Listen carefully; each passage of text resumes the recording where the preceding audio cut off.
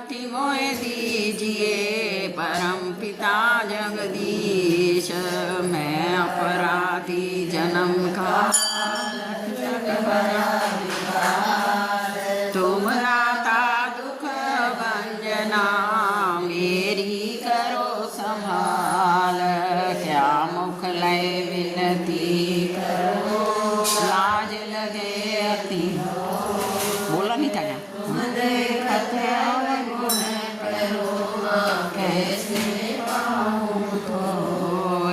दुर्गा दुर्गति दूर करो मंगल कर सबका। मन मंदिर उज्जवल करो माँ कृपा करके आज। सब कुछ दीना आपने क्या भेंट चढ़ाऊं नाथ। नमस्कार की भेंट लो माँ जोड़ू मैं दोनों हाथ। नमस्कार की भेंट लो माँ जोड़ू मैं दोनों हाथ। बोल साचे दरबार की कथा प्रारंभ होता है। विराजो श्री हनुमान राम ते लक्ष्मण जानकी सदा करो कल्याण। सियावर रामचंद्र की पवन सुत हनुमान की जय। मेरे श्री गुरु महाराज की जय। बोलो भाई सब संतन की। बोल श्री विष्णु भगवान की कार्तिक मातम की। बोल लक्ष्मी मैया की जय। 20वां अध्याय। नारद जी बोले कि हे राजन, जो कार्तिक की अमावस को अपने घर में दीपावली करता है उसके घर में लक्ष्मी निवास करती है, अर्थात दरिद्रता ही नहीं आती। इसका हम एक इतिहास कहते हैं कि थुरसेन देश में सत्य शर्मा नाम वाला एक अति दरिद्री ब्राह्मण रहता था।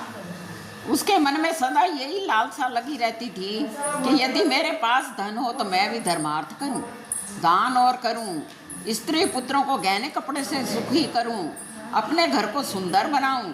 इसके लिए वह सदैव विष्णु भगवान का पूजन करता रहता। परंतु जो धन कमाता वह सारा खर्च ही हो जाता, बचता कुछ नहीं था। उदासीन दुखी धन के हेतु महान उद्यम करने वाले उस ब्राह्मण ने किसी विद्वान से इसका कारण पूछा। तब विद्वान ने कहा कि विष्णु का पूजन सदा वैरागी लोग ही करते हैं। वैरागी साधु और निर्धन लोग ही करते हैं। धन के लिए तो शिव जी की आराधना करनी चाहिए। तब यमुना तट पर एक शिव का मंदिर देखा। बड़ी प्रीति के साथ वह शिव जी का पूजन करने लगा। जब इसी तरह शिव जी की सेवा करते करते 1 वर्ष बीत गया तो श्री शिव जी ब्राह्मण के रूप में कृपा करके एक ब्राह्मण का रूप रखकर उससे कहने लगे, तुम धन के लिए राजा से जाकर के वरदान मांगो कि कार्तिक बदी अमावस की रात्रि को मेरे सिवा हमारे सिवा कोई भी अपने घर में बत्ती ना जलावे। ब्राह्मण ने ऐसा ही किया और राजा ने उसकी ये मामूली बात समझकर ये वरदान दे दिया।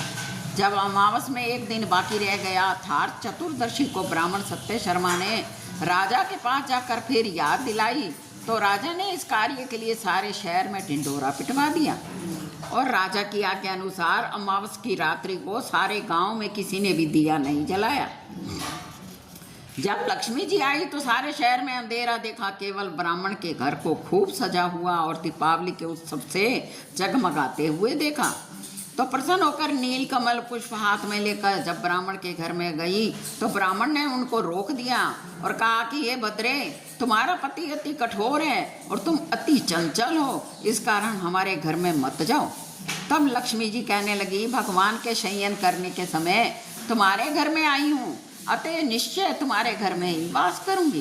तब ब्राह्मण कहने लगा कि यदि इस बात की शपथ करो कि तुम 3 वंश पर्यंत हमारे घर में वास करोगी और हमको मद से अंधा नहीं करोगी तब हम घर पर आ सकती हो। तब लक्ष्मी जी कहने लगी कि यदि तुम विधिवत से मेरा पूजन करोगे तो मैं भी निश्चल रूप से तुम्हारे घर में ही वास करूंगी। तब ब्राह्मण बोला कि किस विधि से आपका पूजन करूं। लक्ष्मी जी कहने लगी कि कार्तिक वदी अमावस को प्रातःकाल स्नान आदि करके देवता और पितरों का पूजन करे, दिन के तीसरे भाग में श्राद्ध करे, अनेक प्रकार के भोजन से ब्राह्मण को भोजन करावे, फिर प्रदोष समय में दीप मालिका करे। अपने घर में, तुलसी के स्थान में, ब्राह्मण के घर में, देवता के मंदिर में, शमशान और चौक में तथा गौशाला में दीपक जलावें। जैसे पतिव्रता स्त्री पति के पहले जागती है, वैसे हम भी भगवान के जागने से 12 रोज पहले जागती हैं। इस दिन बाल वृद्धा रोगी के सिवाय कोई भोजन ना करे। शाम को हमारा पूजन करे। पहले स्वस्तिक वाचक द्वारा गणेश जी का पूजन करे, फिर कुबेर का पूजन करे, संकल्प करे। तद उपरांत लक्ष्मी जी का पूजन करे। कैसा स्वरूप है लक्ष्मी जी का?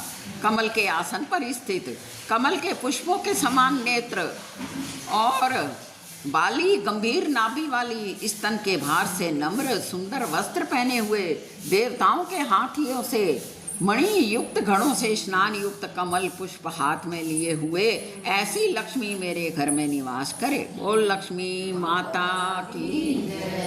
ऐसी लक्ष्मी मेरे घर में निवास करे।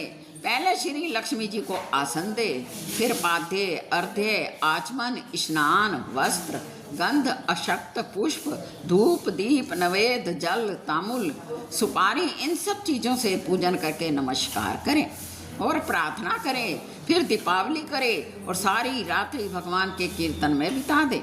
इस प्रकार कुबेर और लक्ष्मी का पूजन करे, फिर ब्राह्मण को भोजन करावे।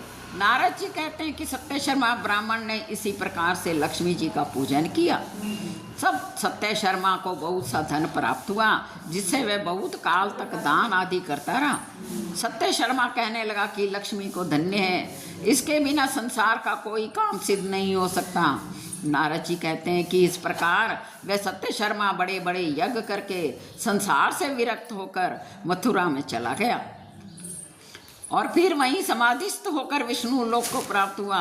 उसके वंश वाले भी धनी हुए। सो ये दीपावली का महात्म हमने कहा है। इति श्री कार्तिक महात्म भाषा 20वां अध्याय समाप्त हुआ। बोल श्री विष्णु भगवान की जय। बोल लक्ष्मी माता की जय। कथा समाप्त होत है। विदा हुए हनुमान राम ते लक्ष्मण जानकी, सदा करो कल्याण सियावर रामचंद्र की जय। पवन सुत हनुमान जय। मेरे श्री गुरु महाराज की जय। बोलो भाई सब संतन की जय। राम सिया राम सिया राम।